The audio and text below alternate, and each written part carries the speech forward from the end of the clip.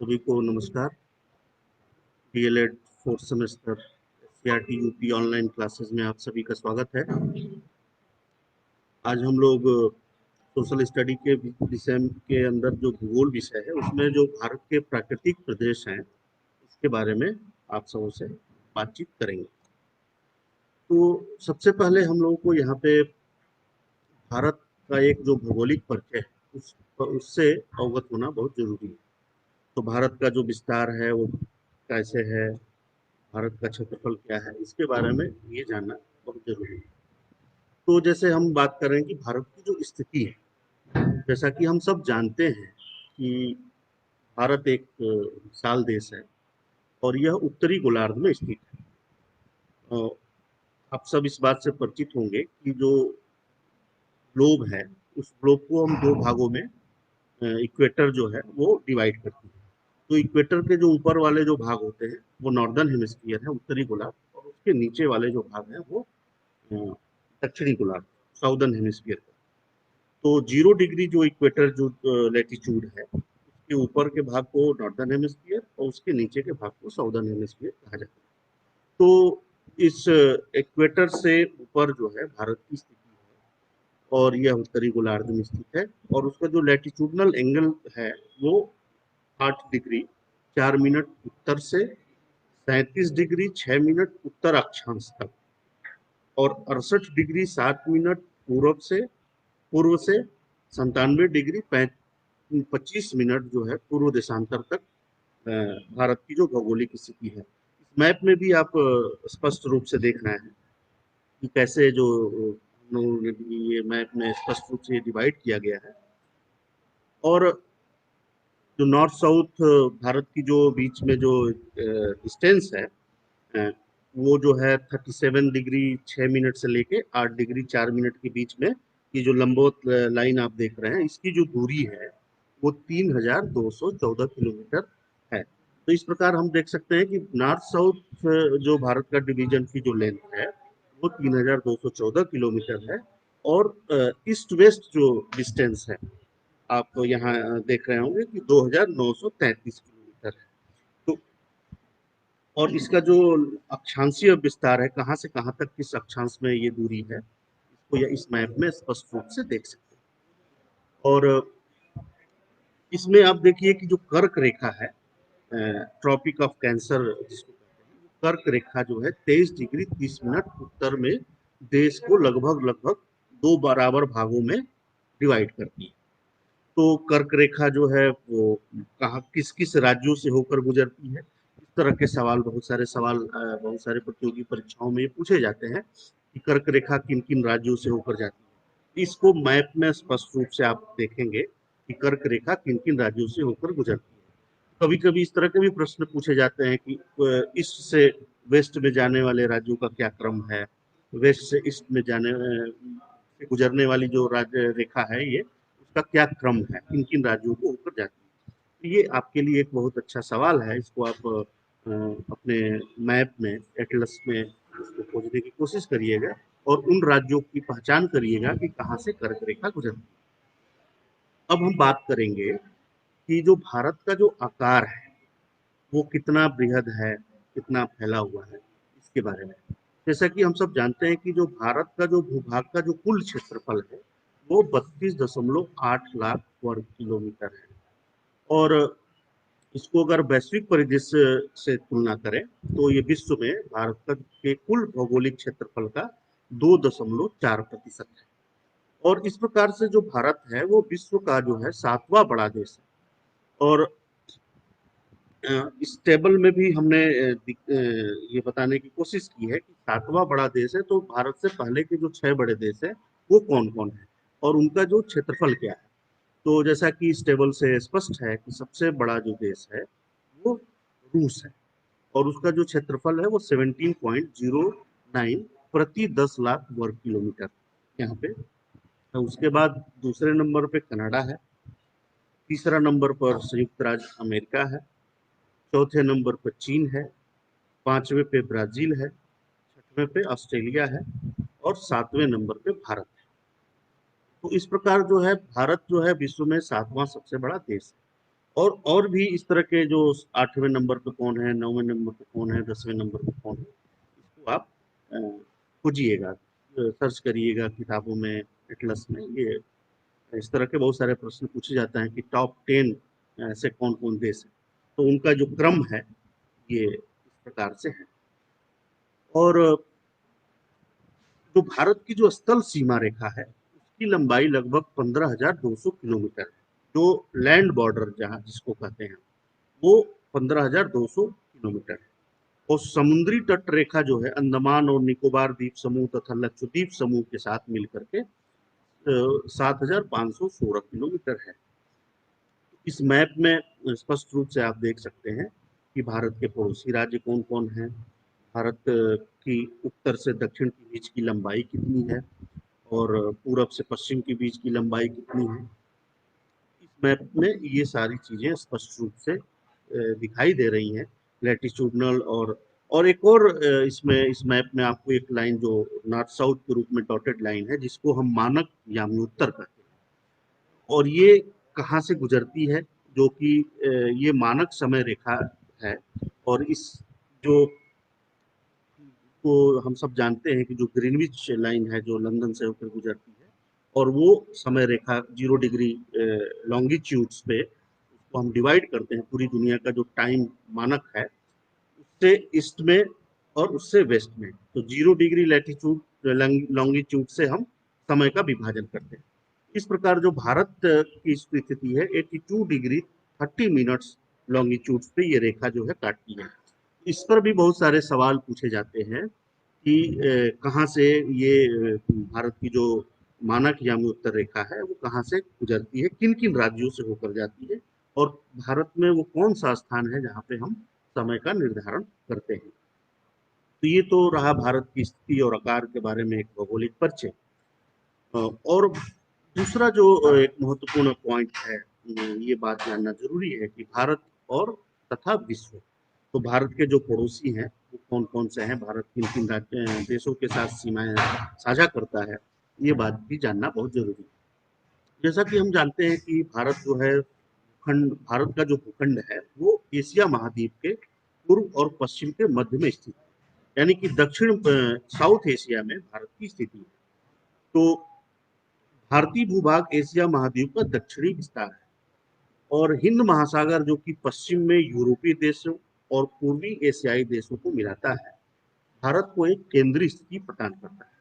अगर आप मैप में देखें तो ये स्थिति बहुत स्पष्ट रूप से आपको दिखाई देगी, जिसमें दक्षिण का पठार जो है हिंद महासागर में शीर्षवत फैला हुआ है, और पश्चिम एशिया, अफ्रीका और यूरोप के देशों के साथ साथ पूर्वी एशिया के देशों से भी पूर्वी तट के माध्यम से निकटतम संबंध बनाए हुए हैं।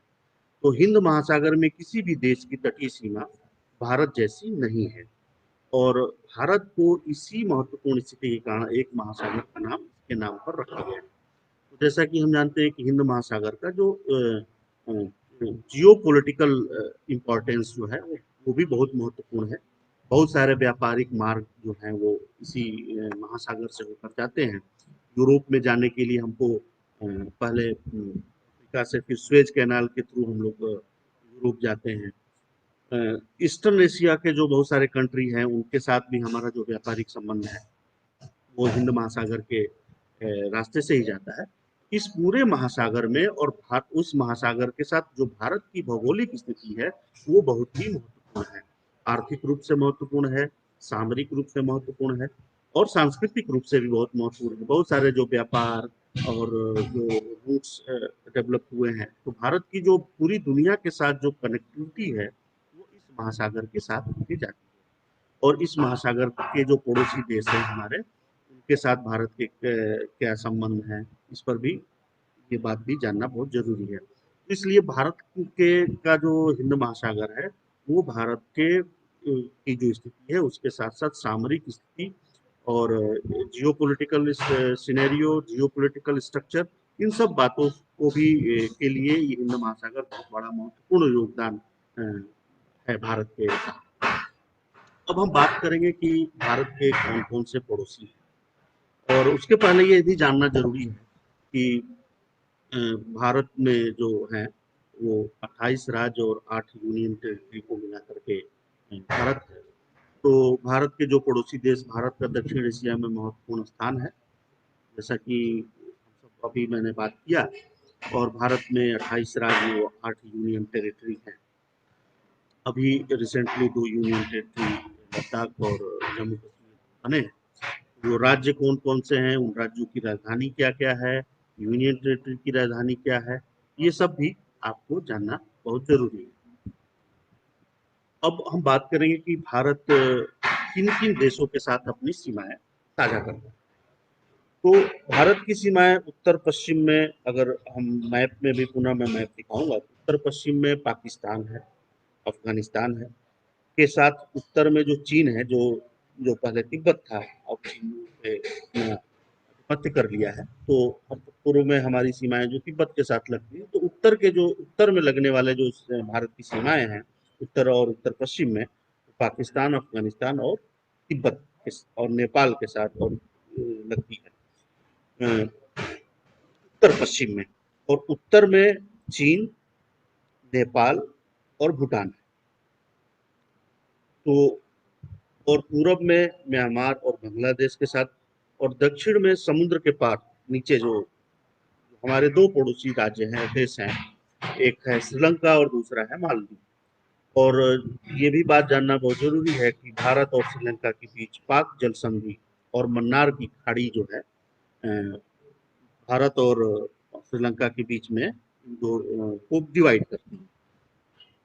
मालदीव लक्षद्वीप जो है, मालदीव जो है वो लक्षद्वीप समूह के दक्षिण में स्थित है। तो आप इस मैप में ये देखिए कि उत्तर पश्चिम में पाकिस्तान, और उत्तर में ये चीन, चीन के साथ सीमाएं हैं, चीन, नेपाल, भूटान, पश्चिम में बांग्लादेश और म्यांमार की सीमाएं हैं, और दक्षिण में ये श्रीलंका है। तो ये हमारे पड़ोसी देश हैं, इनके साथ भारत की सीमाएं। और भारत के पश्चिम में अरब सागर है, और उत्तर में बंगाल की खाड़ी है। और ये अंडमान निकोबार द्वीप समूह की स्थिति है भारत के, और ये लक्षद्वीप है। और डिटेल में हम जब भारत की प्राकृतिक प्रदेश के बारे में बात करेंगे, तो इन सब भारत के अंदर और कैसे भूखंड हैं, इस पर हम चर्चा करेंगे। अब हम बात करते हैं कि भारत के जो प्राकृतिक प्रदेश, मेजर जो फिजियोग्राफिक डिवीजन है, भारत को हम मुख्य रूप से 4 प्रमुख भौगोलिक क्षेत्रों में विभाजित करते हैं। जिसमें सबसे पहला जो है उत्तर का जो पर्वतीय हिमालय प्रदेश है। उत्तर भारत के उत्तर में जो हिमालय है, वो कश्मीर से लेकर के और अरुणाचल प्रदेश तक फैला हुआ है। उसके बाद दूसरे नंबर पे आप इस मैप में देख रहे होंगे कि ये उत्तर का जो विशाल मैदान है, मैदानी भाग है। तो पहला जो भाग है वो पहाड़ी हिमालय का रीजन है। ये जितना आप देख रहे होंगे ग्रे वाले जो पार्ट्स हैं, ये एक नंबर यहाँ पे दिया हुआ है। तो ये जो है वो नॉर्दर्न माउंटेन के पर्वतीय हिमालय प्रदेश है। दूसरा जो है प्रमुख उत्तर का विशाल मैदान है। तीसरा यहाँ पे आप देख रहे होंगे कि राजस्थान में थार मरुस्थल है। चौथा जो भारत का जो प्रमुख भाग है वो प्रायद्वीपीय पठारी, पेनिनसुलर इंडिया जिसको हम कहते हैं, पेनिनसुला को, तो जो प्रायद्वीपीय पठारी प्रदेश है, तो प्रायद्वीप क्या है कि जो स्थल भाग समुद्र के 3 तरफ से घिरा होता है, उसको हम पेनिनसुला कहते हैं। तो प्रायद्वीपीय पठारी प्रदेश है। इसमें आप यहाँ से देखें कि अरब सागर और बंगाल की खाड़ी और नीचे हिंद महासागर, तो ये जो जहाँ जितना भाग है वो पेनिनसुला है, प्रायद्वीपीय पठारी प्रदेश। और पांचवा जो है वो भारत। सबसे पहले नए वीडियो को देखने के लिए आप हमारे चैनल को सब्सक्राइब करें और बेल आइकन को प्रेस करें, जिससे कि जब भी मैं नया वीडियो अपलोड करूं तो आपको उसका नोटिफिकेशन मिल जाए।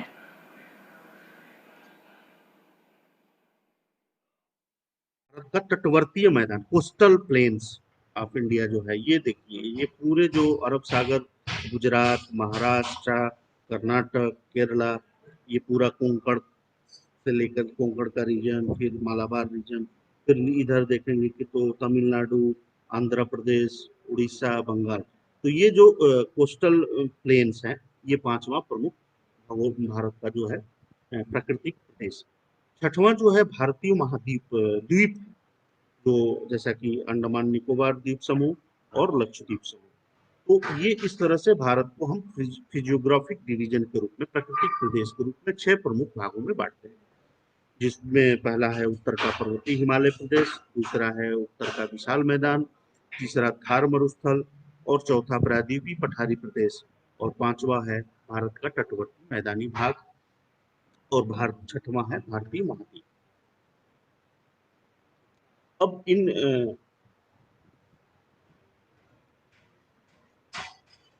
इस भागों को हम विस्तृत रूप से यहाँ पे समझने की कोशिश करेंगे। जैसा कि भारत का जो उत्तर का हिमालय पर्वत है, वो भारत के उत्तर में हिमालय पर्वत है और ये हिमालय जो है वो हिमालय, बर्फ का घर जिसको कहते हैं, बर्फ की चादरें वहां बिछी रहती हैं, उसको हिमालय कहते हैं।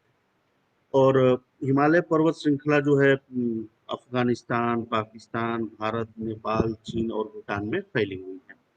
हिंदू कुश पर्वत से लेकर के अगर देखा जाए तो ऊपर ट्रांस हिमालय, और हिमालय को भी हम कई भागों में बांटते हैं। एक तो ट्रांस हिमालय जो काराकोरम रेंज है, जो ट्रांस हिमालय का पार्ट है, और इसको इसकी पूरी जो रेंज है वो इन देशों में फैली हुई है। इसमें प्रमुख रूप से जो अफगानिस्तान, पाकिस्तान, भारत, नेपाल, चीन और भूटान में फैली हुई है। हिमालय पर्वत, जैसा कि हम सब जानते हैं कि हिमालय पर्वत की श्रृंखला विश्व की सबसे ऊंची चोटी जो माउंट एवरेस्ट है, वो नेपाल जो इसकी वर्तमान स्थिति नेपाल में है, माउंट एवरेस्ट पीक जो है वो विश्व की सबसे बड़ी ऊंची चोटी है, जिसकी ऊंचाई जो है 8,848 फीट है, 8,848 मीटर है, और ये नेपाल में स्थित है। दूसरी जो है जिसको हम केटू कहते हैं, काराकोरम रेंज में पाई जाती है,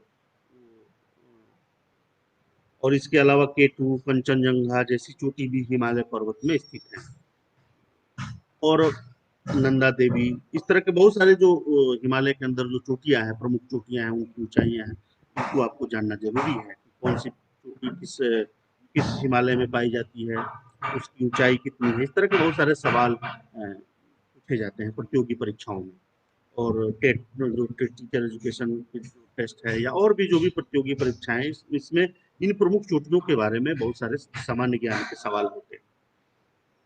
हिमालय पर्वत भारत के लिए बेहद महत्वपूर्ण, जैसा कि हम सब जानते हैं कि विस्तृत रूप से ये बात जानना जरूरी है कि हिमालय का जो स्थिति है वो भारत को कई तरह से, एक तो सामरिक रूप से भारत का क्या महत्व है, जलवायु के रूप में भारत का क्या महत्व है, जैसा कि मानसून अगर भारत हिमालय नहीं होता तो भारत भी मानसून, यहाँ पे जो हमारे उत्तर के मैदानों में जो बारिश होती है वो हिमालय की वजह से होती है, और हिमालय अगर नहीं होता तो साइबेरिया से जो ठंडी हवाएं चलती हैं आप देखेंगे तो उसको भी रोकता है।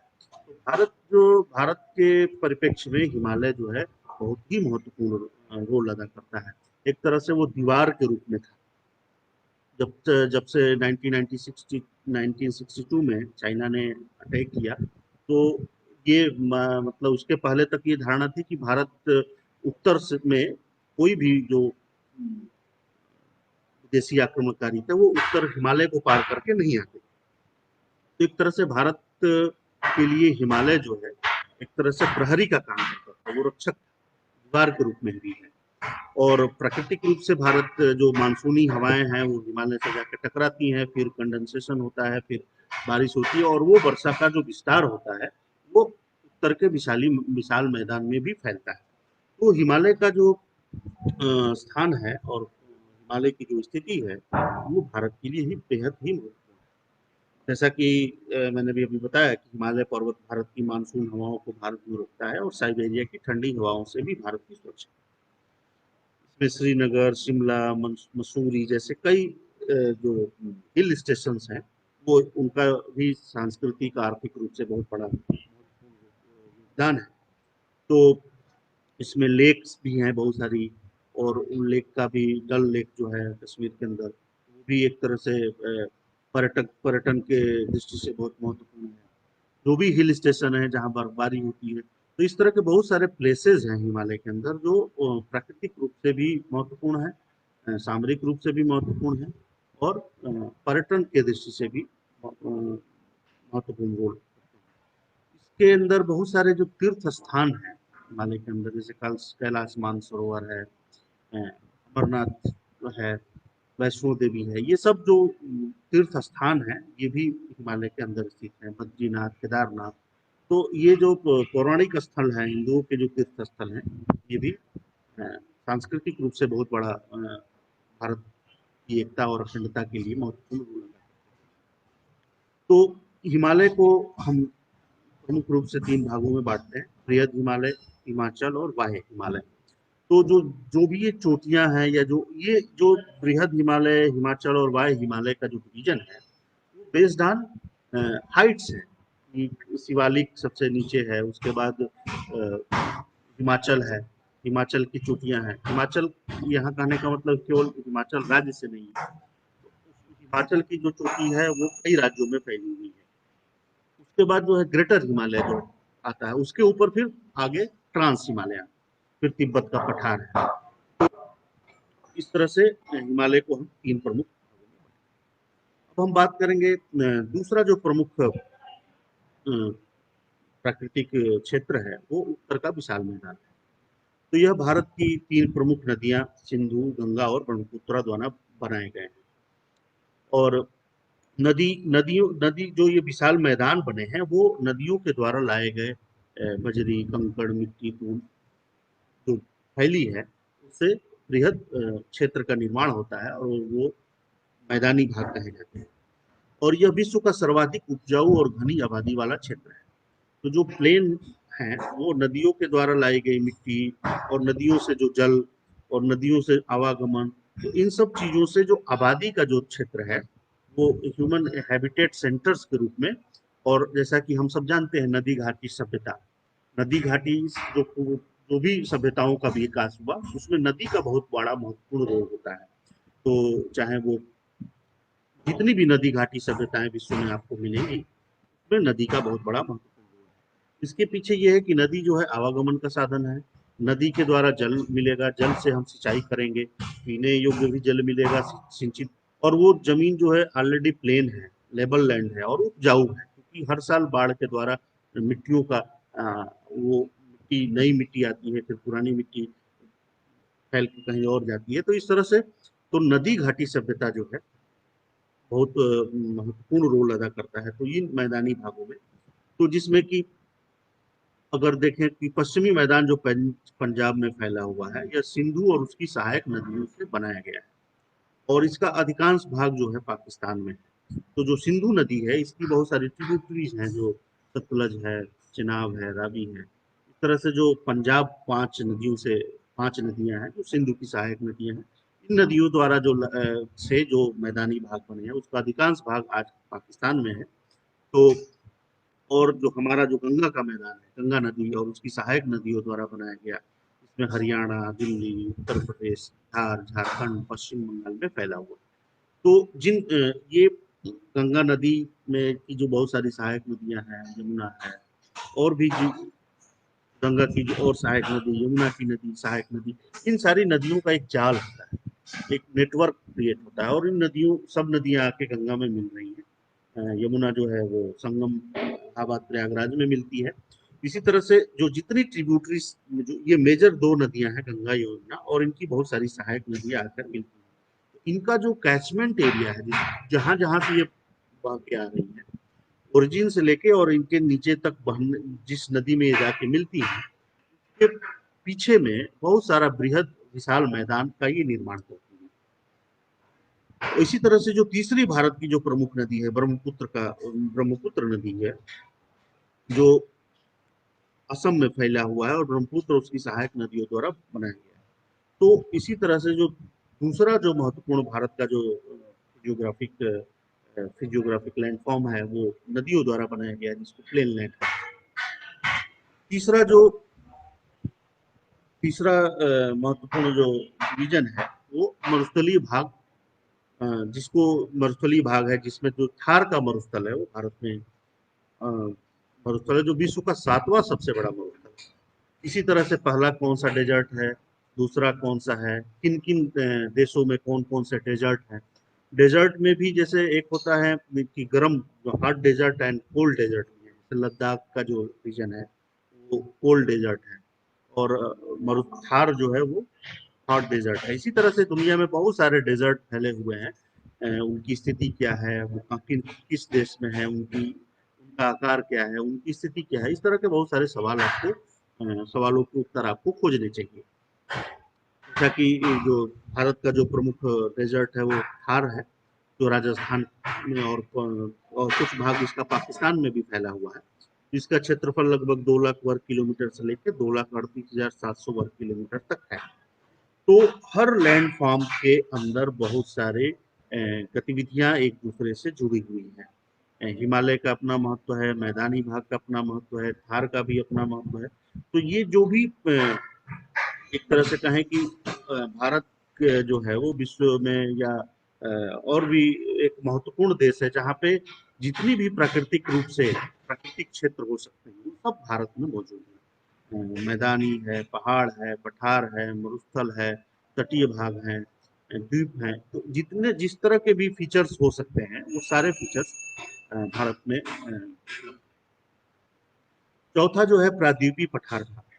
तो धरती का वो हिस्सा जो 3 ओर से समुद्र से घिरा होता है उसे प्रायद्वीप कहते हैं, पेनिनसुला कहते हैं। और भारत के प्रायद्वीप में विंध्य श्रेणी, मालवा का पठार, दक्कन का पठार, छोटा नागपुर का पठार, सतपुड़ा श्रेणी, अरावली श्रेणी, पश्चिमी घाट और पूर्वी घाट आते हैं। ये भी क्षेत्र बहुत बड़ा विशाल क्षेत्र है। बहुत सारे भूभाग भारत के बहुत सारे राज्यों में ये फैला हुआ है।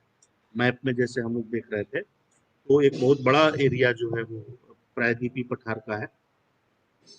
और विंध्य श्रेणी भारत के मध्य में 1050 किलोमीटर में फैली हुई, जो उत्तर भारत और दक्षिण भारत को अलग करती है। जैसा कि हम जानते हैं कि north India and south India के बीच जो डिवीजन है वो विंध्य के पहाड़ हैं, वो अलग अलग करते हैं।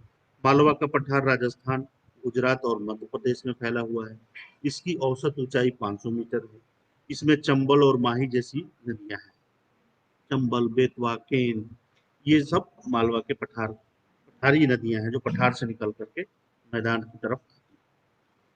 और सबसे जो दक्कन का पठार एक विशाल पठार है, जो 19 लाख वर्ग किलोमीटर के क्षेत्र में फैला हुआ है। इसकी औसत ऊंचाई जो है 6,610 मीटर है। छोटा नागपुर का पठार मुख्य रूप से भारत के झारखंड प्रदेश में है। इसके अलावा यह बिहार, उड़ीसा और छत्तीसगढ़ प्रदेश में भी है। सतपुड़ा श्रेणी गुजरात, महाराष्ट्र, मध्य प्रदेश, छत्तीसगढ़ में है और इसकी औसत ऊंचाई 1,000 मीटर। अरावली श्रेणी अरावली जो दिल्ली और गुजरात से होकर गुजरती है, भारत की सबसे पुरानी पर्वत श्रृंखला है। पश्चिम घाट को सह्याद्री पर्वत श्रेणी भी कहा जाता है। यह महाराष्ट्र गुजरात सीमा से शुरू होकर के महाराष्ट्र, गोवा, कर्नाटक, केरल, तमिलनाडु में फैली हुई है। पूर्वी घाट पश्चिम बंगाल से उड़ीसा, आंध्र प्रदेश, तेलंगाना और तमिलनाडु में फैली हुई है। तो ये प्रायद्वीपीय पठार है, और इन पठार के अंदर बहुत सारे जो मिनरल्स हैं, जैसा कि हम सब जानते हैं कि इतने भी बहुत सारे ओर्स, मिनरल्स और फॉसिल्स फ्यूल्स का ये भंडार है। तो पठार जो है वो भारत का एक तरह से एनर्जी हाउस है, और एनर्जी हाउस कहा जाता है। इसमें बहुत सारे आप जानते हैं कोयला, मैग्नीज और आयरन, कॉपर, ये जितने भी खनिज हैं प्रमुख रूप से इन, सोना, चांदी, ये सब जो भी हैं ये पठारी प्रदेशों में ही मिलते हैं। पांचवा जो प्रमुख है, जैसे यहाँ इस मैप में आप देखिए, हिमालय रेंज, थार का desert, northern plain, peninsular plateau region. ये पेनिनसुलर प्लेटू रीजन जो प्रायद्वीपीय पठार भाग है, कितना बड़ा भूभाग इसमें फैला हुआ है। पांचवा जो है वो समुद्र तटीय मैदान है। तो भारत को 2 समुद्र तटीय मैदान है, जैसा कि मैंने पूर्वी तटीय मैदान और पश्चिमी तटीय मैदान। तो पूर्वी तटीय मैदान जो है वे अब बंगाल, जिसमें बंगाल की खाड़ी है, इसमें कौन कौन से राज्य हैं, उन राज्यों को आपको देखना है मैप में, और उन राज्यों से लगी हुई जो तटीय प्लेन्स हैं, कोस्टल प्लेन्स जिसको कहते हैं, तटीय मैदान। अब हम बात करेंगे पश्चिमी तटीय मैदान के अंतर्गत गुजरात, गोवा, कर्नाटक, केरल का तटीय मैदान आता है। अब पूर्वी तटीय मैदान के अंतर्गत ओडिशा, आंध्र प्रदेश, तमिलनाडु और तेलंगाना के तटीय मैदान आते हैं। इसमें कृष्णा, गोदावरी और महानदी के डेल्टा पाए जाते हैं। और जो बहुत जितनी नदियां हैं वो, अब नदियों के बारे में जब हम डिटेल से बात करेंगे तो उसमें west flowing rivers and east flowing rivers आपको उन नदियों द्वारा जैसे बनाए हुए मैदान है। तो बहुत सारी नदियां जो हमारे ईस्ट कोस्ट में आती हैं, उनकी ओरिजिन कहाँ है? ये कृष्णा, गोदावरी, महानदी, पठारी, पठार से इनकी ओरिजिन है। गंगा, यमुना, ये सब इनकी ओरिजिन हिमालय से है। नर्मदा और ताप्ती जो वेस्ट में जाती हैं, उनकी ओरिजिन कहाँ है? इन सारी नदियों का जो इतना बड़ा जो नेटवर्क है, जाल है, और उनकी ओरिजिन, उनकी लंबाई, उनका क्या फीचर्स है, वो किन किन राज्यों से होकर गुजरती हैं, नदियों द्वारा जो ईस्टर्न में डेल्टा का मैदान, और जो ईस्ट में जो नदियां मिलती हैं वो डेल्टा बनाती हैं, जो वेस्ट में नदियां मिलती हैं वो एस्चुरी बनाती हैं। डेल्टा और एस्चुरी में क्या अंतर है? ये सब बहुत सारे ऐसे प्रश्न हैं, इस तरह की बातें हैं जो आपको जानना चाहिए। छठवां जो है वो द्वीप समूह। तो भारत में मुख्य भूमि के अलावा द्वीप समूह भी हैं, जैसा कि अंडमान निकोबार और ये लक्षद्वीप। समुद्र का वह हिस्सा जो सब ओर से समुद्र से घिरा होता है उसे द्वीप कहते हैं। और लक्षद्वीप समूह अरब सागर में स्थित है। लक्षद्वीप समूह का जो क्षेत्रफल है 32 वर्ग किलोमीटर है। इसमें कुल 35 द्वीप है, छोटे छोटे छोटे छोटे आइसलैंड मिलके और आइसलेट मिल करके एक बड़े भाग को, जिसको हम लक्षद्वीप कहते हैं, मिलके बनाते हैं। और दूसरा जो बहुत बड़ा भाग है वो अंडमान निकोबार है, जो बंगाल की खाड़ी में है। अंडमान निकोबार में कुल मिलकर के 572 द्वीप है। इसके अलावा दीव भी भारत के एक द्वीप, गुजरात में दमन और दीव, जैसा उसमें जो दीव है वो भी आइसलैंड है, जो कि गुजरात में है। अंडमान निकोबार में कौन कौन से भाग हैं? Car Nicobar, great Nicobar, Andaman Nicobar. और यहाँ ये बात भी जानना जरूरी है कि भारत का जो एक ज्वालामुखी का जो क्षेत्र है वो अंडमान निकोबार में पाया जाता है। तो इन द्वीप समूहों का क्या सांस्कृतिक, भौगोलिक, सामरिक रूप से क्या महत्व है, ये बहुत बड़ा इम्पोर्टेंट प्रश्न है भारत इस बात को जानने के लिए। तो इस प्रकार हम आज भारत के प्राकृतिक प्रदेश, भारत का विभाजन, भारत की कौन से जो प्रमुख द्वीप, प्रमुख क्षेत्र क्या क्या हैं, उनका क्या महत्व है, इसके बारे में जानने की कोशिश की। इनसे जुड़ी हुई बहुत सारे जो प्रश्न हैं, उस प्रश्नों को भी आपको जानना जरूरी है कि भारत का जो सांस्कृतिक और भौगोलिक क्षेत्र का क्या महत्व है। भारत के कितने क्षेत्रों में, प्राकृतिक रूप से भारत को कितने क्षेत्रों में विभाजित किया जाता है, कौन कौन से प्रमुख क्षेत्र हैं, उन प्रमुख क्षेत्रों के बारे में विस्तार से लिखिए। इस तरह के सवाल पूछे जाएंगे। बहुत सारे छोटे छोटे जो प्रतियोगी परीक्षाओं में इस तरह के बहुत सारे सवाल आएंगे। हिमालय और मैदानी भाग, मैदान के अंदर कौन कौन सी प्रमुख नदियां हैं, उनकी लंबाई क्या। सबसे पहले नए वीडियो को देखने के लिए आप हमारे चैनल को सब्सक्राइब करें और बेल आइकन को प्रेस करें, जिससे कि जब भी मैं नया वीडियो अपलोड करूं तो आपको उसका नोटिफिकेशन मिल जाए।